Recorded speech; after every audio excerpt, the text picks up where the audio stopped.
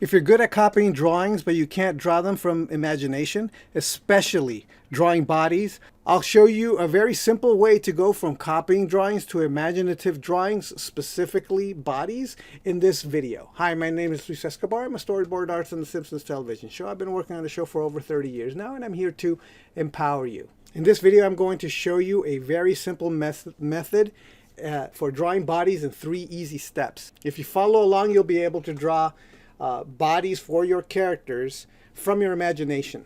So step 1 is to find simple body drawing formulas. Why simple body drawing formulas? Because you want an easy win. Because you want to be able to know what it's like to draw from your imagination and then get used to it before you start drawing really complicated stuff. So in this video, I'm going to give you my recommendation for a simple drawing formula. So first you take 2 ellipses or 2 spheres and you attach them together. And then you have a body shape. It's actually really versatile. So you can make one male by attaching the ellipses one way, and by attaching the ellipses in a completely different way, you could change it to female. Not only that, but by changing the size and shape of the ellipses, you can change the body type in very interesting ways. You can make them buff, you can make them fat, long, short, whatever, but you just play around with the size of the ellipses and the way that you attach them. Now, if you want to start playing around with, like, say, the poses of the body shape, it depends completely on the way you're going to attach the ellipses together. So you could have the body bend over, you could have it pull back, you could have it move from side to side. But when you do this, I highly recommend you start kind of like with a gesture, with a rough idea as to kind of where you're going to go to guide you before you start playing around. Because otherwise, if you're trying to be too precious with the way that you're going to draw the ellipses and the attachments, you could get bogged down. So my recommendation is to play around, be rough, be sketchy. Don't think that this is the final. This is just like a preliminary base on which you're going to draw the rest of your cartoon. But the idea here is to have fun, play around, and just find what it is that you like, find what speaks to you, and then that's kind of like when you're going to start finding what your personal taste in drawing will eventually develop into. And by the way, at the end of this video, I'm going to show you a big secret about this specific formula that I'm showing you right now. Okay, so step 2 is similar to step 1. Find formulas for arms, hands, and legs and feet, right? So again, I'm going to give you a very simple formula so that you can get started. So for both arms and legs, you can simply draw 2 long tubes. You can do them 2 ways. You can taper them or you can draw them parallel. Tapering them gives you a more organic look. And a good rule of thumb is that from the top shoulder to the wrist, and the halfway point is where you would put the elbow or the knee. You can mark it or not. You can add a little knobby elbow if you like, if that's what looks right to you. Same thing with the legs. You can put a little knobby knee. When you bend the leg, you can have a sharp bend.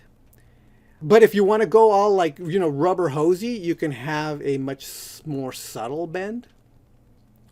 And another way you can go about doing it that is actually really appealing is you can have a C-curve for the outer and some sharp straights for the inner. And that kind of gives it a really cool looking design. And when it comes to hands are ellipses with little sausages coming out of them for the fingers. So when drawing the middle finger, you'd want it to be a little bit longer than the other fingers. That way it feels more natural. And of course, the thumb is a little bit fatter and smaller than all the other fingers so that you have that feel of a real hand. But the palm is not quite a sphere. If you're imagining it in 3D, it's more like, think hamburger patty. And then when it comes to the feet, it's basically a half of a long sausage. You can kind of think about it like that, like a sausage, and then you cut it in half. And you attach the arms and the legs to the body shape, and then you have a body. But of course, as with the body, you can play around with the limbs, changing their proportions and the thicknesses, and then you play around with the proportions of the elbows and the knees. So, and as before, you can pose out the body and the limbs any way you want, doing a gesture first and being rough until you find the pose you want. You could even just kind of decide a little bit where you're going to want to go by drawing just like a stick figure arm. Heck, you could even just keep it as a stick figure arm. It'll be a little bit funny that way. And of course, step 3 is find clothes reference. Okay, so clothes, I'm really bad at drawing clothes. So I always go and look up clothes because I'm not good at just inventing fashion. So I highly recommend going to Pinterest or the internet and just look for fashion things and see what you can just kind of steal what kind of fashion. However, there is some generic clothes that you could always put on your figure that, like, if you just don't have the time to be looking anything up and you just want to put generic clothes on, you can do the whole tight t-shirt collar like this. You could do short or long sleeves. You could do a generic belt with pants or shorts.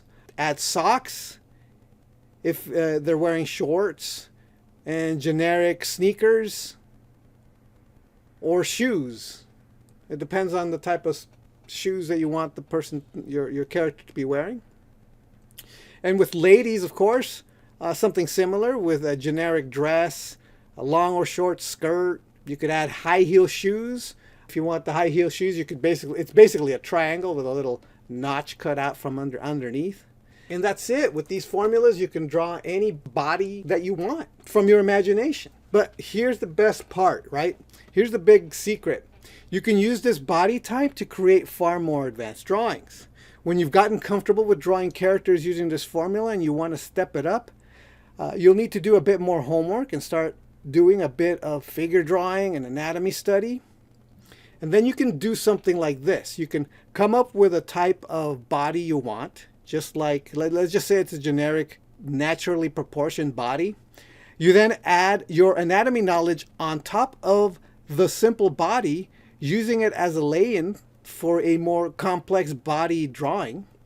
And just like that, the formula is a bit more of an all-purpose drawing formula. And if you found this information useful, let me know by leaving a comment. What was helpful, what wasn't helpful, what wasn't clear, and what I can go in more in depth for. And if you have any suggestions of any topics that you want me to talk about, I'll be happy to take your recommendation and see if I can't do something for you. So thanks for watching, and I will talk to you next time. All right, bye.